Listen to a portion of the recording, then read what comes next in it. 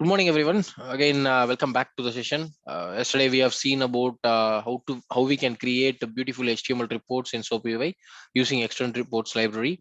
And today also, we will learn one more new topic in SoapUI, and then we'll get back to our real business, that is rest assured. Okay, but whatever the topics that we have learned in Postman and SoapUI are really essential in order for us to work with rest assured, right? So the manual testing topics, the postman topics, what is headers, all those stuff is really important in order to work with rest assured. Good. So first thing, let's go to the SOPUI and complete the stuff that is pending. Let's say example in postman, what we have done is while using the create employee, we have used the random values to generate that. Yes, here also we can also using that random value from faker library, and then we are creating it. The same way in postman, for the update employee, what we have done is we have read the values from the csv file, and then we have feeded it here. But for now we are hard coding this here, right? Or is there any way that we can read it from an excel and then use it in our code, right? That's one of the case. Okay, for that, to read an excel, again in the licensed version of SoapUI, you might have a data table here itself, so you can directly add it. But in case of free version of SoapUI, we don't have that liberty. So what we have to do, we have to rely on creating our own Groovy code to read from Excel sheet. Okay, so let me introduce a new test step that is called as Groovy Script. Let's name it as read from Excel, something like this. Again, to read from Excel, we will need a jar file. Let's go to the C program files, smart beer, SoapUI bin ext. I have already added this JXL 2.6. Okay, I'll also ship this. I have already shipped this yesterday with the video. So just add this jar file. Okay, this is the jar file that's going to help us. You can also use Apache POI jar file, but if you want to use Apache POI jar file, you need to download at least 5 to 7 jar files. Because it has a lot of transitive dependencies. JXL is very simple and then easy to use. So I prefer JXL in SoapUI. You can also use Apache POI. There is no harm. You have to download those jar files separately and put it here. Then restart the SoapUI. Good, guys. Now we are going to read from Excel, right? So basically we are not that much used to work with the Excel sheet. So what I have done, I have already created the code. Okay, so very simple piece of code. I'm gonna explain it. See, I'm not memorizing all those stuff and then going to write it here.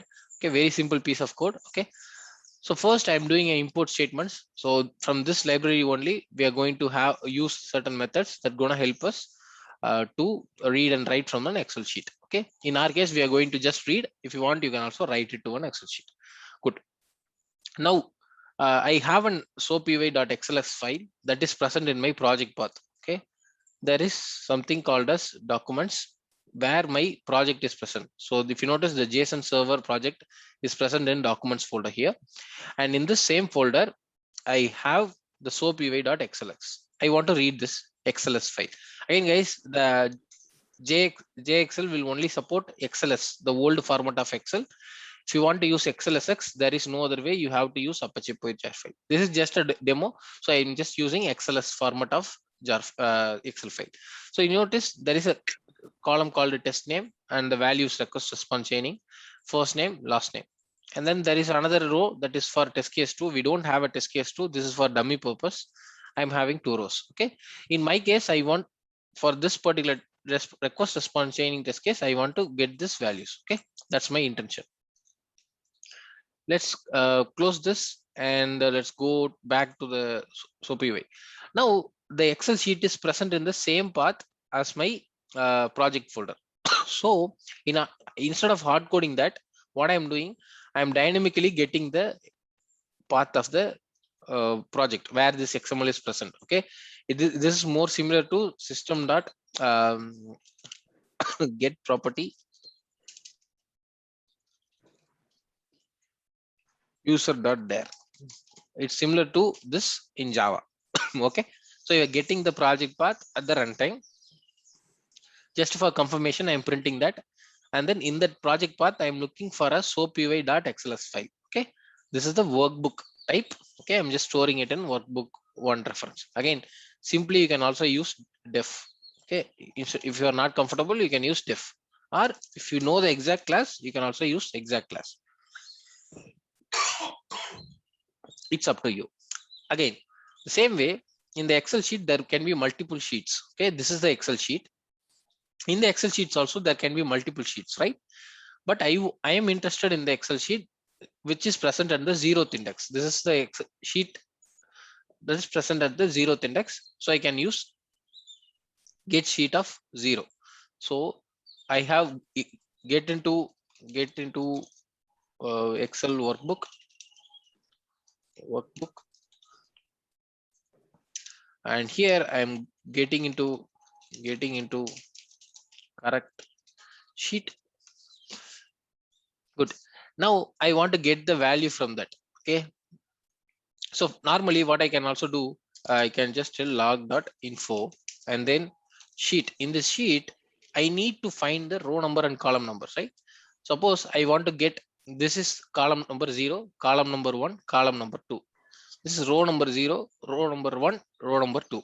Suppose I want to get Sachin, that means it is a first row, first column. I want to get Tendulkar, it means first row, second column. Okay. So here there is a method called as get cell. Okay, get cell, and then you need to give your column number comma row number. In Apache Poi we'll give the row number comma column number. Here I want to get Tendulkar, so the column number is 2 and the row number is 1. Then I can mention 2 comma 1. Okay, that's it.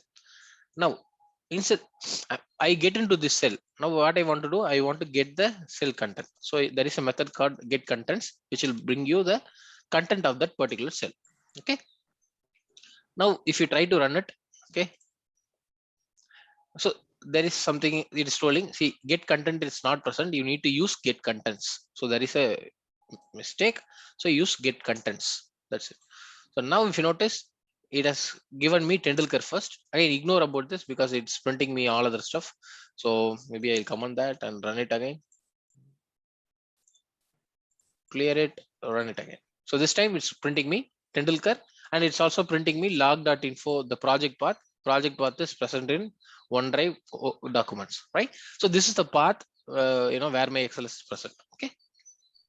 So now you know how to get a value from an Excel sheet. But the thing is, I need to iterate and get it. It's not like I go and hard code. That is not always possible. But if you are interested, you can also hard code it. But this is something that's not recommended. So what you can do, you can get the last row number and last column number, and then you can iterate the Excel sheet and fetch the values. So first, to get the last row number, I'm telling get rows dot to integer, which gives me what is the total number of rows present in this particular Excel sheet. Okay, and then last column number we gives me get columns dot to integer, which gives me 2. Okay, and then what I'm doing, I'm starting 2 for loops, iterating till last row number and last column number, and then I'm checking. Okay, what I'm doing is basically I'm checking whether the test name, whether this test name, see this is so the column number is always 0. Okay, but the I value gets changed, so the row number gets changed. First it will be 0 0 1 2, so it will get changed. Okay, so the I value is getting changed. I am going to compare. Suppose if there are a lot of test cases, then this is going to be like my primary key. I'm going to have a relation like that. Okay, if that is matching with my current test case now, then I want to fetch these values and store it in the suite level properties. That is my expectations. That's what I'm going to do.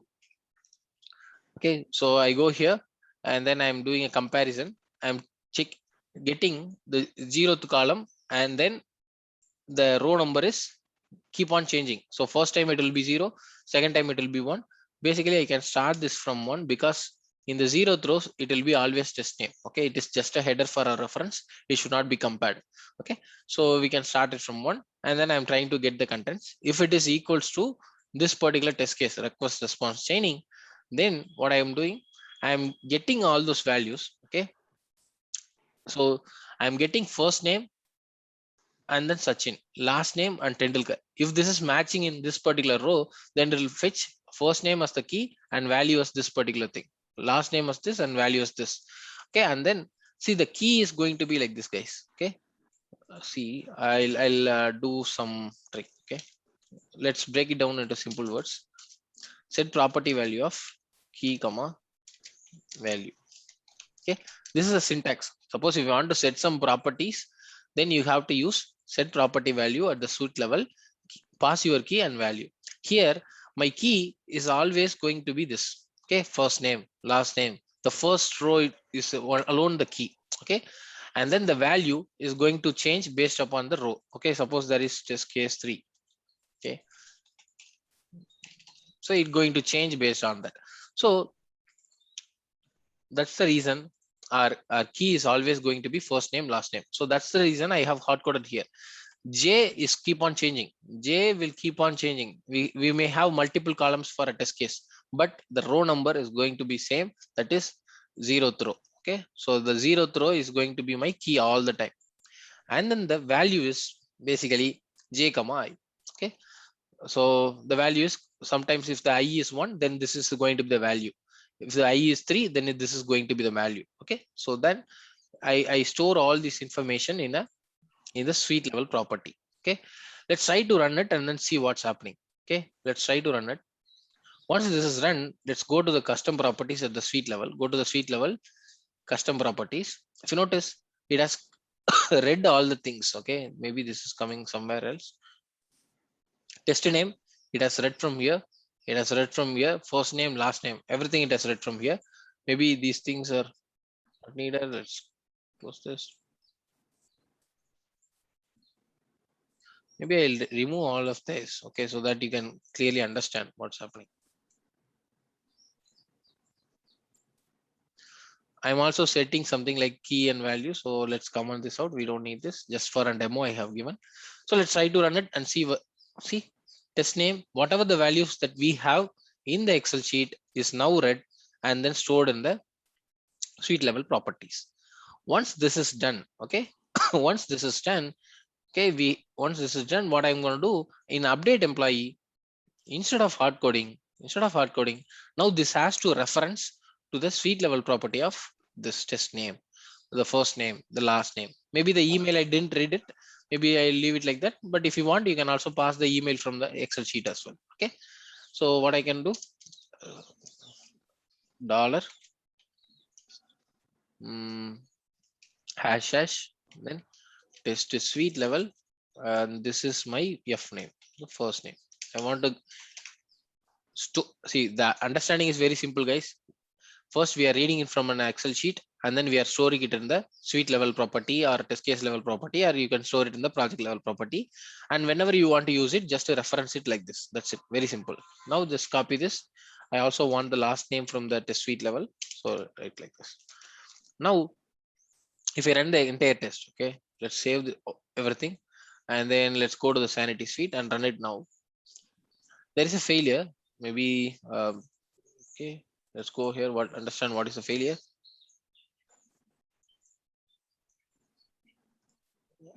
Arrays can have attributes. Okay, I don't. Assertion failed for email. $.email is true. Let's remove this for now. Just keep on simple assertions. Okay, let's keep an SLA assertion of 500 seconds, 500 milliseconds. Okay, let's try to run it and see what's up. Okay, now everything got finished, and my report is generated at the documents folder, right? So let's go to the documents folder and index.html. If you guys notice, we have the results that is ran at 7:17 a.m. and we also can see this is a total response that we got. And then we also have create employee that is passed. For the create employee, we are generating random value using Faker library. But for update employee, the value now is passed from Excel sheet, the Sachin and Tendulkar, which is coming from our Excel sheet. Okay. So like this, you can also fetch this information from Excel sheet and then use it. Okay. And then delete employee is also successful. So this is all about SoapUI, guys. I have taught you about taught you about SoapUI, how we can generate reports, how we can do Excel reading. If there is any new more customization that you need, then you have to write your own code. Okay, so that is only to certain level they can teach, because SoapUI is a free tool. They didn't given a lot of features in their free version because they want people to move to their licensed version. But yeah, if you are good at coding, you can still try to generate the HTML reports, do all the Excel reading and other stuff. Okay, these things are already inbuilt in their paid version. I hope I have covered almost everything in SoapUI. If you still have doubts, you can always ask me. Good. Any doubts before we get started with rest assured? For before setting up the different like jars, right? We have to save the project and we have to put in the same path, right? Yeah, we have put it in the same path, and then you need to close the SoapUI once and then open it again. Only if you close and open, the changes will be reflected. So this line will be automatically fetching the path, right? So the line number. Yeah, this line number 5 will basically fetch the path. Again, if you Google how to get the project path in using Groovy Script in SoapUI, you will get this information. Okay, even I don't remember this by heart. Okay, this is very uncommon for anyone to remember this. I cannot remember all these names. Okay, because I learn a lot of technologies. It is very bad expectation if people ask you in an interview. Okay, they don't ask these things in an interview, so don't worry about it. So this all just one time efforts. Even I do Google searching and then use it in my code. It's very common. Okay, you cannot remember all these things. Okay, good. Any other from anything else? Anyone? Hi, Amundsen. Yeah, This Excel code, we are getting only one row data, right? yeah, Sachin Tendulkar. yeah. So if we need to iterate all the rows, we need to do manually, like mention, okay, this is a zero, first row, second column, or like here you have make it like dynamic, I think. Yeah, I have make it as a dynamic. Suppose if you want to do the hard coded way, let's say, then what people will do, they know that let's open the Excel sheet. Okay, so for the first name, we know it is available in the first column all the time, right? So what they do, the here they go, and first name is the key, and the value is going to be sheet 1 dot get cell j comma I dot get contents. Okay, something like this. Okay, and then if you also know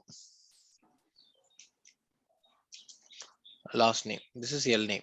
Okay, this L name is coming from J is basically 1. Okay, always 1. This is hard coded, and then this is 2, column number 2, because last name is always present in the column number 2, first name is always present in the column number 1. So this way you can also hard code. But the problem with this approach is, if you have a number of columns, it's not that you will only need 2 test data from an Excel sheet. You might have 15. Okay, in those cases you might need to hard code like this. Okay, and then that is not a good approach. That's why I have done something like this, so that even there are 100 columns, it will automatically accommodate that, because there is a for loop that is running. It can automatically accommodate that and then do it.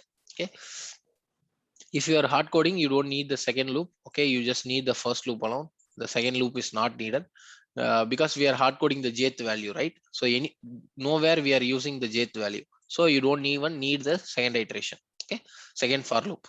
Okay, if you're hard coding. But if you're not hard coding, you have to iterate to the column side and then fetch the value accordingly. Okay, anything, whatever you feel convenient, you can do it.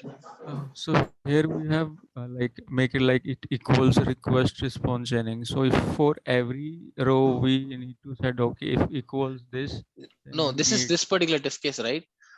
You can also get this test case name dynamically. Okay, I have hard coded it here, right?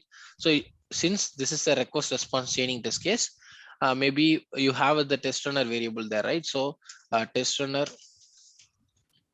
test case dot name. I think this will give you that test case name, current running test case. So it basically gives you request response chaining. So basically dev test case equal to something like this, and then you can use it here. Okay, it is also possible. You can dynamically find the test case name and then use it. Okay. Okay, so basically we need to like all the data related to a particular test case into a single row, right? Yeah. Okay. Yeah. So in case of multiple rows, it won't be possible. It has to be in a single row. It has to be in the single row. Multiple row is also possible, but you need to write some code yourself. Okay. Okay. With this, we have to be it. It has to Sorry, be I in a couldn't hear single you. row. Sorry, I couldn't hear you. Okay. With this code, it has to be a single row, right? Yeah, with this code, Okay. this has to be a simple code. Okay. You can also use multi-thing. Okay, what I will do, I will share the video recording from my previous class. If you're interested, you can watch that. But the problem that one is you cannot create HTML reports. Again, to create HTML reports, you also need to run from suite level. Okay. Okay. But if you use if you want to do multiple iterations, okay, then the HTML reports you cannot produce. Maybe you can produce a CSV reports or some like Excel reports. Okay, that's the maximum thing you can produce. If you want to produce HTML reports, I tried a lot, but I couldn't do it. Maybe if I try to do complete that within this course end, I will try to do it. But otherwise, yeah, if you have a specific requirement, if you face and SoapUI project in your company, and then you have that specific requirement, then you can try it out. I'll also share the video along with today's video, so that you guys can go through it if you are interested how you want to iterate a data driven testing using Groovy. I'll also do that, but it won't be that much satisfactory. Okay, so that's why I didn't teach it today. Okay. Okay. Thanks. Thanks, Ananda. Yeah, no problem.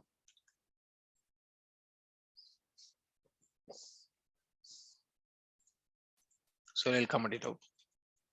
Anutan, I have like one test case. Let's say in your Excel file, I have included the first. Like, can you open your Excel file? Yeah. Yeah, tell me. Yeah. So, like, let's say I want to include the test name and first name also. So, like, how do I what changes I need to make in my code for that? For what? For you want to include? Yeah, a test name, like the column 1A. Okay, it will also see it is already fetching that information already. So if you notice, go to the sanity suite. If you notice, the test name is also getting fetched from the Excel itself. It's already getting. Okay. We are Okay. iterating from 0th column, right? So it will also fetch that. If you don't want that, then you can start iterating from first column. Okay. All right. It's already been fetched. All the whatever the values Excel sheet we have, that's already been fetched, and then we created a small Excel inside the SoapUI. It's almost like that. Okay. Okay, Muthan, thanks. Okay. So there is an option that you can load some properties. Okay. Let's say if load property file values from an external file. Okay, you do it manually. Okay. You can refer this to a property files and then browse it and then click on OK. It will import all the property files for you. Hey, instead of doing that, we're actually reading it from an Excel sheet and then creating that small Excel table here. In the paid version, this available, there will be a data table option, and then you can directly give that Excel sheet here itself. Okay. Here we have to write some code to get that. That's the only difference. Okay. Good, guys. So SoapUI, if you are interested, you can learn more about it. Okay. There are a lot of blogs and things available. Good. But yeah, we are done with our SoapUI.